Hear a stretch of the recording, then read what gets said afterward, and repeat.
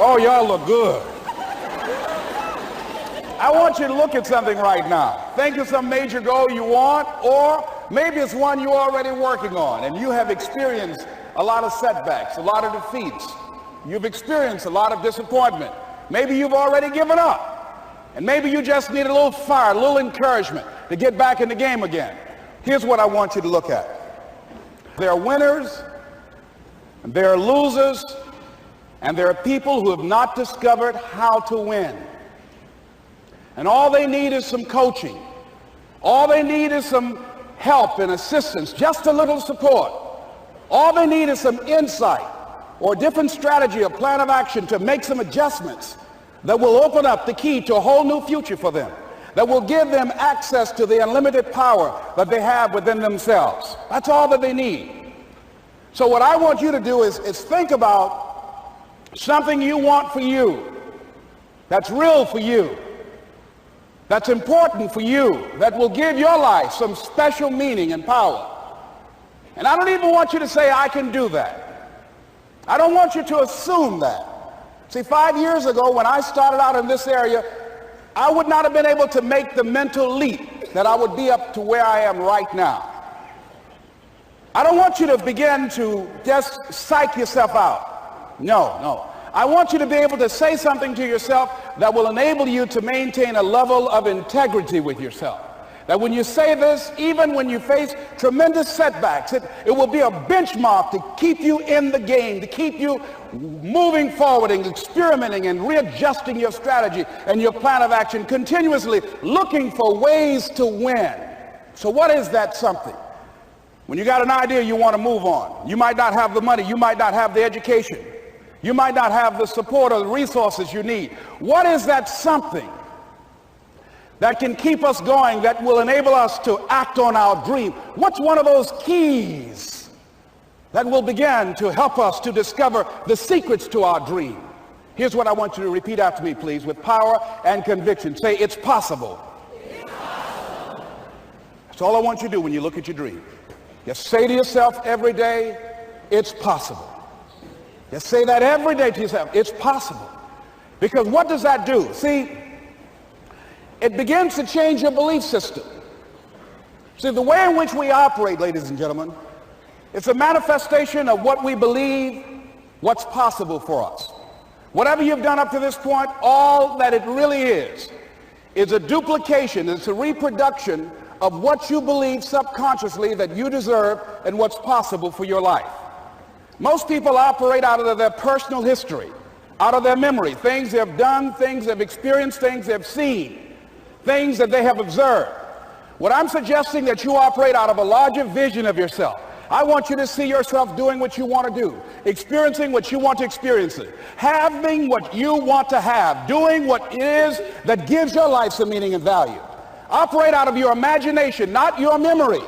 Because whenever you look at where you want to go, I'm wanting to warn you, you will have some conversation back here after you go through the data that you've experienced in life saying you can't do it. And so what you want to begin to do is ignore that inner conversation. Well, most people, ladies and gentlemen, when something happens to them, what they do is they begin to believe that that's the way it is. That's the way it's always been. And they can't see the possibility of it being any different. Example, before April 1954, the common belief, the universal belief, because it had been tried again and again and again, and people had failed, the belief was that man was not physically capable of breaking the 4-minute barrier, that he could not run a mile in less than 4 minutes. That was the belief on the planet. It had never been done. But here's what happened, ladies and gentlemen. Roger Bannister came along, and he broke the 4-minute barrier. Now here's what's significant about that. Since that time, up to this day, over 20,000 people have done it, including high school kids. What changed? 20,000 people, what changed? Here's what happened when they got on the track. They knew it had been done. And because they knew it had been done, there was a new belief about this barrier, about this goal that was unreachable. And those 20,000 people got in the race believing, knowing in their heart that someone had done it, that it's possible that they could do it. And I'm saying that if you know anybody that had some goal, some dream, something they wanted to do, and they did it, then I'm saying that you know in your heart that if someone has done it, then you can do it. It's possible. And that if someone can make their dream become a reality, that it's possible that you can make your dream become reality. And so as you begin to look at where you want to go, beginning to embrace that, it's possible. I'm blessed and highly favored. I've got a lot going for me. I got some good stuff in me. And it's possible that I can bring my greatness out here in the universe. That I can do what I want to do. It's possible I can write my own book. I can have my own business. I can take the trip and travel around the world. It's possible. I can bounce back from adversity and reinvent my life. It's possible. Regardless of where I am, the things can get better for me. It's possible. I'm thinking about two men right here in Chicago who were fairly successful, similar background, educated. They worked for a corporation for many years, and they were among many people that were laid off. Two guys who were very good friends. One went out looking for a job for several weeks along with the other one, and they faced disappointment and rejection again and again and again. They couldn't find any work, which is the story of many people across this country. One guy stopped. He became discouraged. He stopped going. He stayed home looking at television, became very argumentative and toxic with his wife, drinking beer, getting on the phone, talking to his other negative, unemployed friends. And he just gave up. The other guy kept looking for a job everywhere he could go. Every time he could get an opportunity, kept asking people, networking, checking the newspapers every day. Kept going everywhere he could, trying to find a job. You have too much education. You're overqualified. You won't be here long enough. He kept going. He kept going. He went to a place and said, look here, I tell you what, if you can't hire me, and I know you can use my talents, abilities, and skills, I don't want to sit home and do nothing. Just let me do some volunteer work. You don't have to give me anything, all right? I just want to work. I want to be busy. Guy said, okay, it's on you now, but don't expect me to give you anything. It's okay. This guy came in and worked. He was the first one there. The last one to leave was the best employee there. About 4 weeks later, one of the top managers quit. They were looking for a replacement. Guess who they selected? This other guy. This guy who was volunteering his time. He got the job.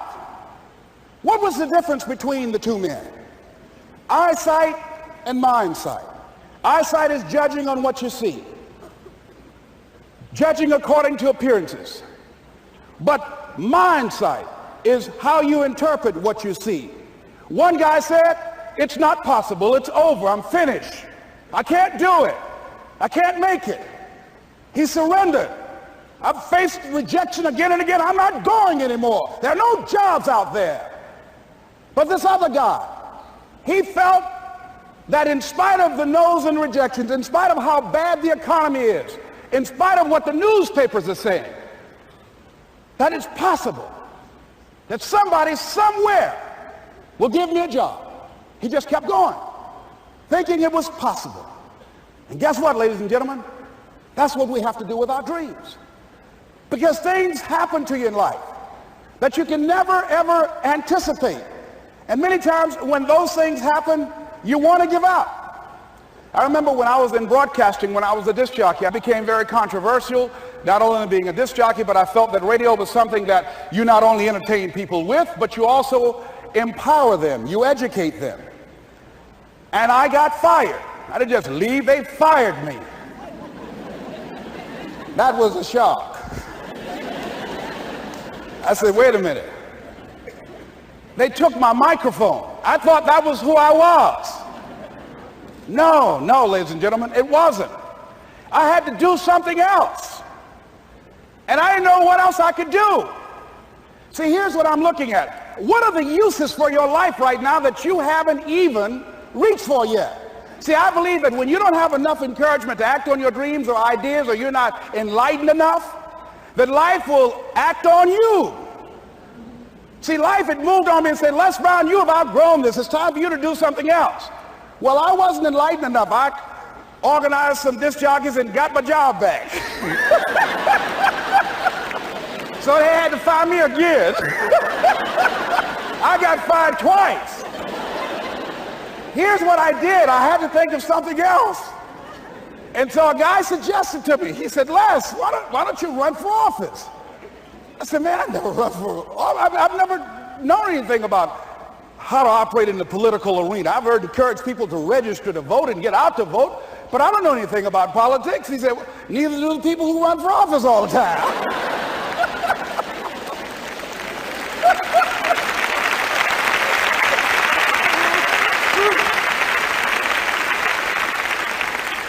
So I ran. Now here's what I'm suggesting. I ran. You got to do what you can where you are with what you have. I didn't have any money. I didn't know anything about the political process. I didn't even have any support. But here's what the guy told me. It's possible you could win. That's all I had. I was running against an endorsed candidate. He was an incumbent. He had the newspaper support, all of the leadership in the community, and I was challenging this guy. So I had a saying when I was on radio, stand up for what you believe in because you can fall for anything. And I would go door to door. I have my kids on one side of the street. I would be on the other, and I'd knock on doors. Hello, my name is Les Brown. Tell everybody I'm still standing. They get on the phone. Child, Les Brown was to my house today. You know the boy on the radio with the big mouth? Yeah, they fired him, honey. Say he's still standing. See, I'm saying just keep moving. Don't start feeling sorry for yourself. Don't spend time blaming and talking about what happened to you. See, whatever you talk about, that's what you multiply and expand in your life experience. So don't talk about stuff unless you want it to keep on happening to you, all right? So I got in that kind of action.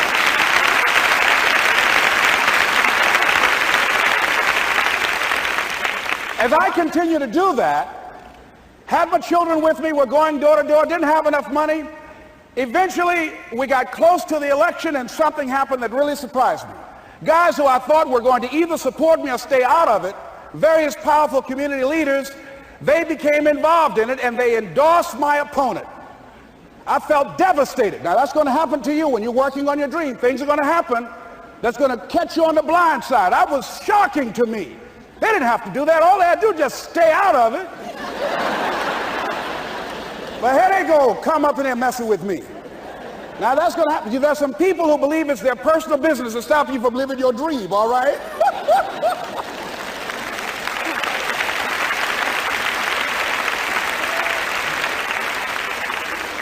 But I didn't deal with that. You want to make your dream come true, you got to stay focused. Some people rather get even than get ahead. Stay focused on where you want to go. I just kept on doing what I was supposed to do.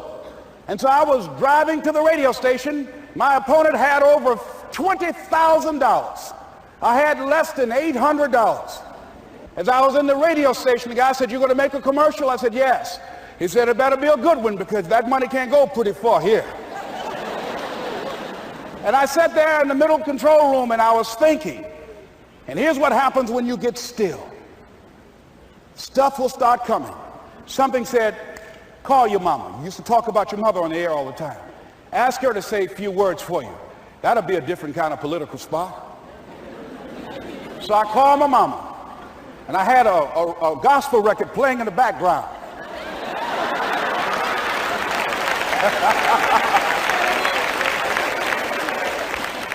And then I had my mother say, "Hello, this is Mrs. Mamie Brown. When I raised my sons, I raised them to be good children. When they got out of hand, I beat their behind and made them go right. Please vote for my son. He's a good boy."